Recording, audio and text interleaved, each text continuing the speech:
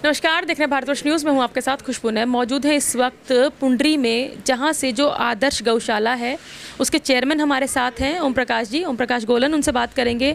आपकी गौशाला में शेड का काम हुआ है, बहुत सारी ग्रांट भी आई है, तो आज एक कार्यक्रम आपने रखा था, क्या कुछ कहना चाहेंगे? पहले तो बहन जी आपका नमस्कार। आपको आप इतना कीमती टाइम निकाल के और हमारी ये छोटी सी गौशाला में आए हो, आपका धन्यवाद। देखो बहन जी, हमारा तो गौशाला से ही संबंधी ज़्यादा हुआ है, तो जब तक कोई भी कभी भी विधायक कोई भी बना है, किसी ने यहाँ पर कोई 1 रुपये की भी ग्रांट नहीं दी।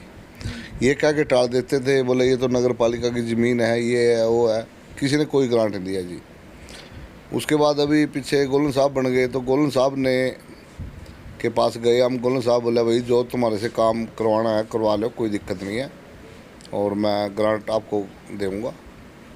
तो इन्होंने जी हमारी गौशाला में लगभग 1 करोड़ से ऊपर ग्रांट दी है जी, जिसमें एक तो तूड़ी का साइड था, हमारी तूड़ी ख़राब हो जाती थी, कभी हम कूप बांधते थे, मतलब हर साल हमारा चारा ख़त्म हो जाता था।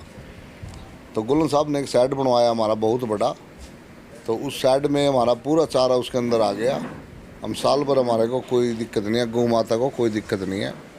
ओम प्रकाश जी, कितनी गायें आपके यहाँ पर हैं गौशाला के अंदर, और किस तरीके से सेवा वगैरह उनकी होती है, या दूध जो घी वगैरह जो निकलता है वो किस तरीके से आप सेल करते हैं, क्या कुछ किया जाता है इस गौशाला में? हमारे पास मैम लगभग 2500 गौवंश है और सरकार भी बहुत सहयोग कर रही है। यहाँ के जो विधायक जी अपने रीन गोलन जी है, ये भी बहुत यहाँ मदद करते हैं हमारी। और दूध है जो जैसे वर्कर हैं हमारे, इनके चाय पानी का लगभग 50 नौकर है यहाँ पर, उनकी चाय पानी में लग जाता है जी। तो बिकता तो कम ही है जी हमारा, बस यही काम चल जाता है जी। और हमारे पास 1 एकड़ भी ज़मीन नहीं है गौशाला में। ये सारा जो अपना हल्के के लोग हैं वो दान देते हैं, उनके पैसे से हमें लगभग 40-50 एकड़ ज़मीन ठेके पे लेते हैं, उसमें चारा उगाते हैं जी। और हमारी जो गौशाला की टीम है ये बहुत ही बढ़िया है जी, सारे कंधा में कंधा मिला के चलते हैं। आप अपनी ड्यूटी बहुत बढ़िया तरीके से निभाते हैं सभी। और मैं तो ये कहता हूँ हमारी गौशाला जी कैथल ज़िले में सबसे 1 नंबर पर है जी।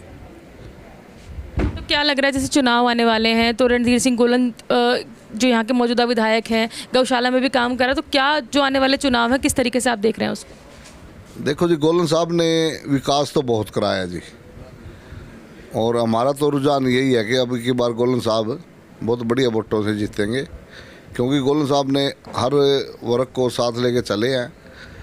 और खेतों में जिम्मेदार है, जैसे वहाँ पर कच्ची गमियाँ होती थी, वो हरियाणा में कहीं पक्की नहीं हुई जी। पुंडी हल्के में वो गमियाँ भी पक्की करवा दी। सारे रास्ते जो खेतों में जाते हैं, जिम्मेदार जी से परेशान होते थे। और सारे शहर में लाइट लगी हुई है। पुंडी हल्का ही ऐसा एक जहाँ पर लाइटें हैं जी, और हरियाणा में कहीं भी लाइटें नहीं लगी हैं जी। तो हम तो गोलन साहब के साथ है जी। बाकी सबको हाथ जोड़ के विनती भी करते हैं, मैं गोलन साहब को एक बार और बनाओ, ताकि जो थोड़े बहुत कोई पेंडिंग काम पड़े हैं वो पूरे हो जाएं। और एक बात और है जी, पीछे कोरोना में 2 साल निकल गए, टाइम ही बहुत कम बचा जी। उस टाइम के दौरान भी काम बहुत हुए हैं जी, सारे हर गांव में काम हुए हैं जी। कोई किसी की चौपाल हो, रास्ते हों, लाइटें हैं, हर हल्के में चमचम होती है रात को जी। बहुत बढ़िया सिस्टम है जी। दी गई है यहाँ के विधायक द्वारा, जो कुछ कार्य हुए हैं उस पर क्या कुछ कहना चाहेंगे? आप यहाँ कार्यक्रम में आए हुए थे।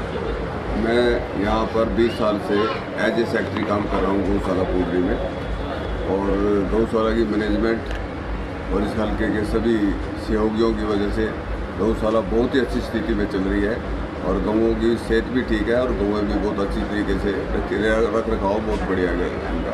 विधायक जी जैसे आज पहुँचे थे हमारे बीच में, तो विधायक जी ने 2 साल पहले इस गौशाला के लिए ग्रांट मंजूर की थी, इसकी तूड़ी डालने के लिए, चारा डालने के लिए, सूखा चारा, जो कि हमें डालने में मुश्किल होती थी, बाहर कूप वगैरह बांधने पड़ते थे, तूड़ी बाहर पड़ी रहती थी।